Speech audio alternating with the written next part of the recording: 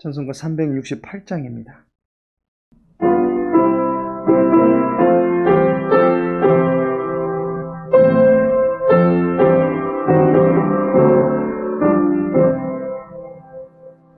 주 예수여 민혜를 내려주사 또 충만케 하옵소서.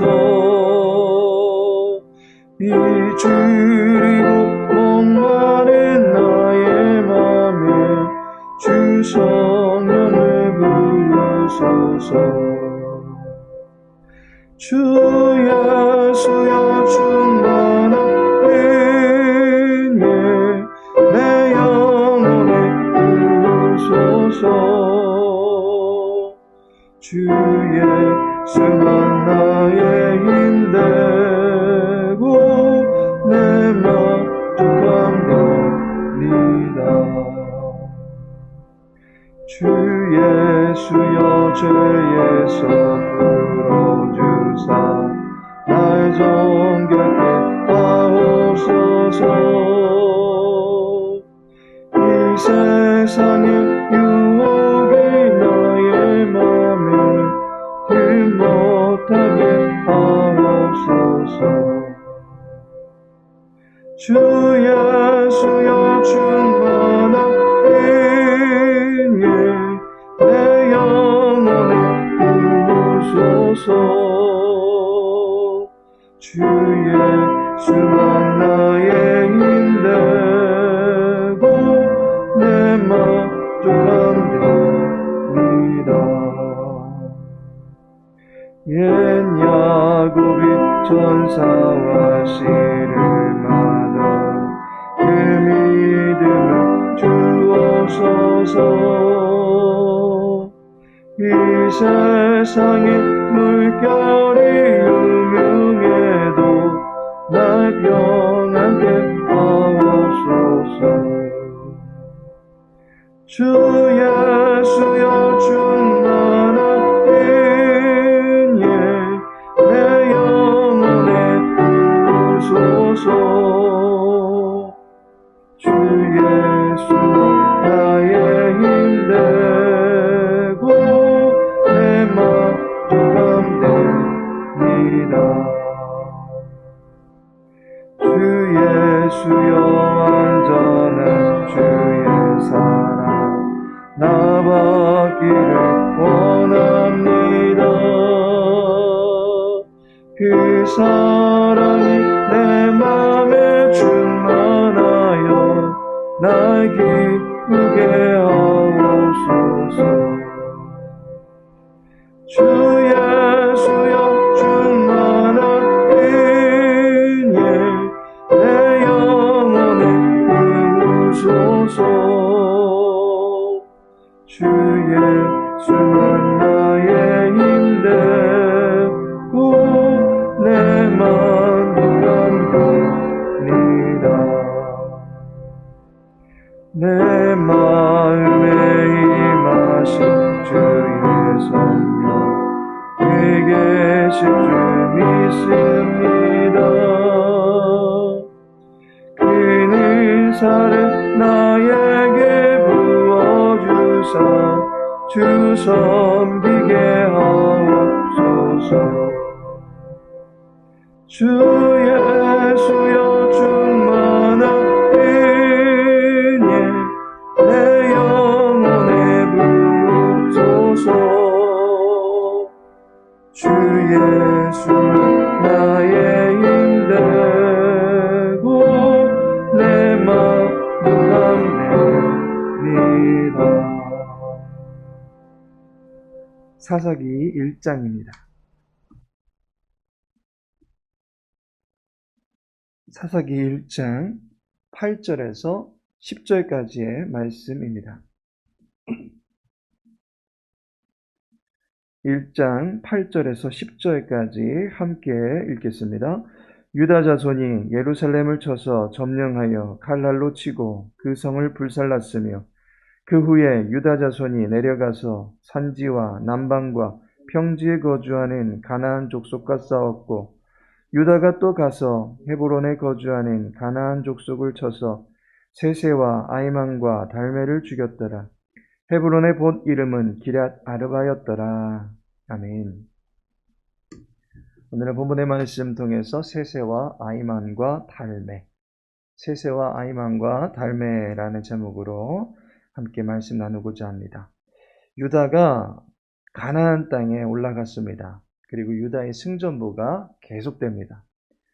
오늘 본문 9절에 보면 그 후에 유다 자손이 내려가서 산지와 남방과 평지에 거주하는 가나안 족속과 싸웠고 라고 말씀합니다.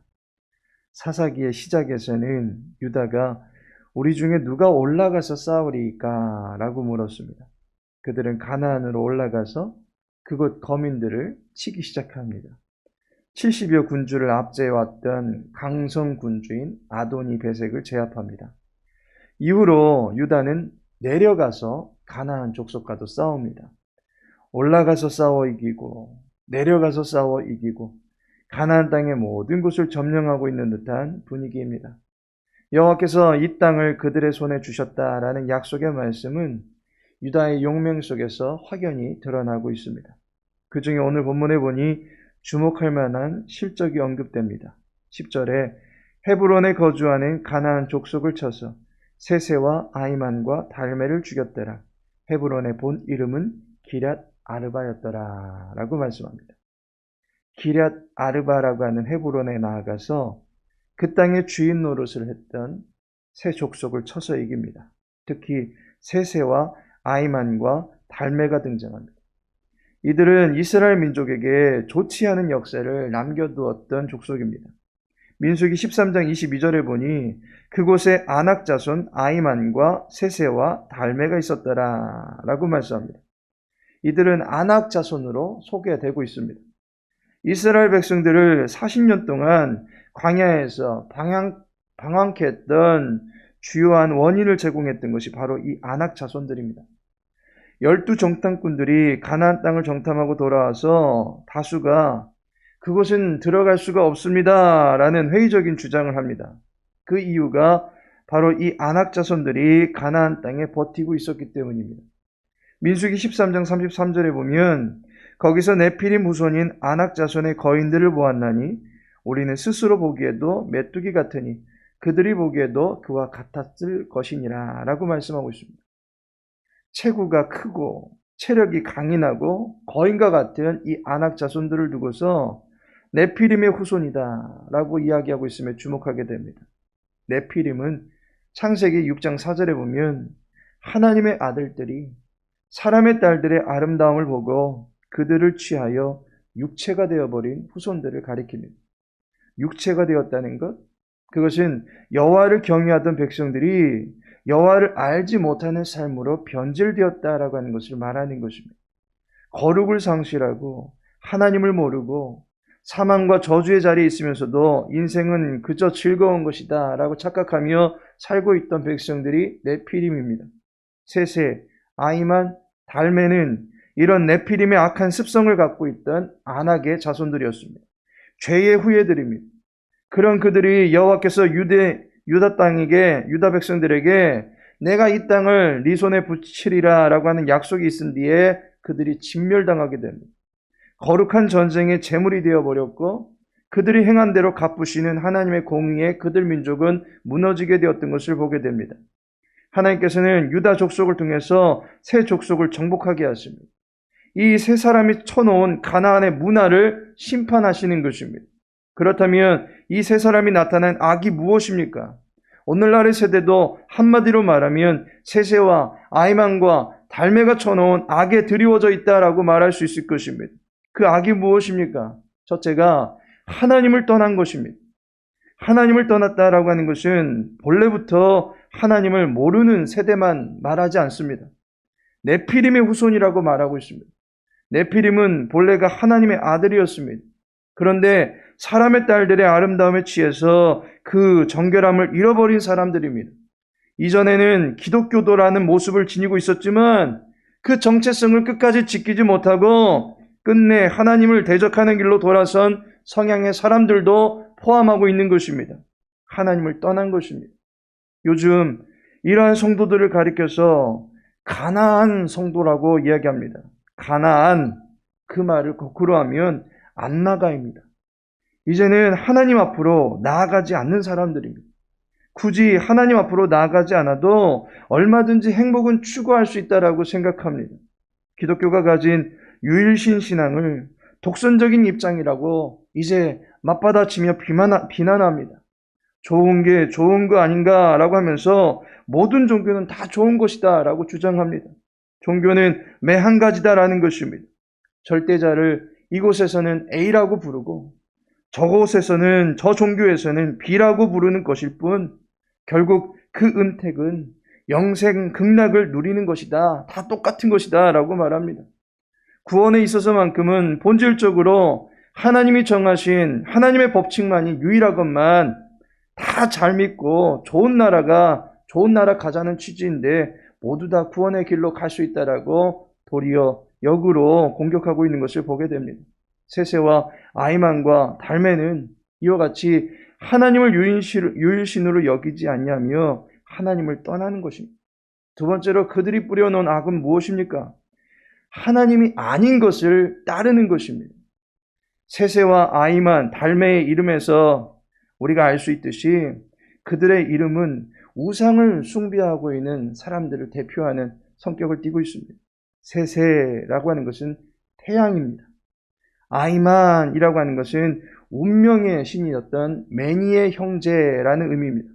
달매라고 하는 것은 일항을 파는 사람들로서 오로지 땅만 의지하고 사는 사람들을 의미하는 것입니다. 이들의 이름에서 볼 수 있듯이 이들의 기원은 이미 우상 숭배에서 비롯된 것입니다.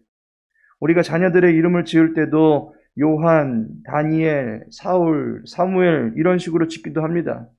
물론 또 다른 한자어를 가지고 믿음을 표현하는 이름을 지어주기도 합니다. 이름에는 신앙과 신념, 가치관이 묻어나는 것입니다. 세세, 아이만, 달매, 그들의 이름 안에는 우상의 기운이 가득 넘쳐나고 있음을 보게 되어집니다. 팔레스타인의 우상 숭배가 완벽하게 자리 잡을 수 있도록 이들 셋이서 똘똘 뭉쳐서 일했다라고 하는 것입니다. 각가지 신들이 만연하여 그것들에게 자신들의 인생을 떠맡기는 삶, 곧 어리석은 우상 숭배를 하는 세대가 바로 세세, 아이만, 달매가 만들어 놓은 악한 문화이고, 이러한 문화는 지금 우리가 살아가는 이 세대에도 계속되고 있는 것을 보게 됩니다. 그렇다면 이 악한 세상에서 우리는 어떻게 살아가야만 하겠습니까? 하나님을 대적하는 세상, 하나님이 아닌 다른 것들을 가지고 우리를 유혹하며 또한 그런 것들을 따르도록 우리를 유혹하는 이러한 세상 속에서 성도가 갖추어야 될 자세는 하나님의 말씀에 대한 신뢰입니다.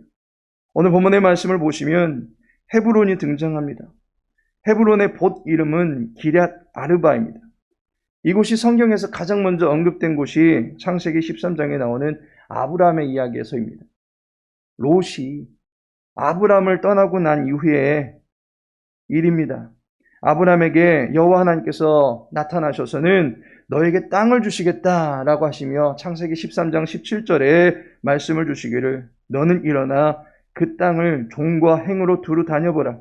내가 그것을 내게 주리라 라고 말씀합니다. 하나님께서 아브라함에게 가나안 땅을 주시겠다라고 약속하신 그때에 아브라함이 여호와께 제단을 쌓습니다. 그 제단을 쌓은 곳, 그곳이 바로 헤브론입니다. 이제 사사기에서 이스라엘 민족은 약속의 땅을 정복해 나갑니다. 그 땅 가운데 헤브론을 정복하는 것을 보게 됩니다. 하나님께서 약속하신 땅을 이제 이스라엘이 정복하게 되면서 그 땅에 서린 옛 약속을 되새기게 되는 것입니다. 기럇 아르바의 땅으로 불리었던 이곳은 아브라함이 하나님께 가나안 땅을 약속받을 때에 처음으로 감사하며 제단을 쌓았던 땅입니다.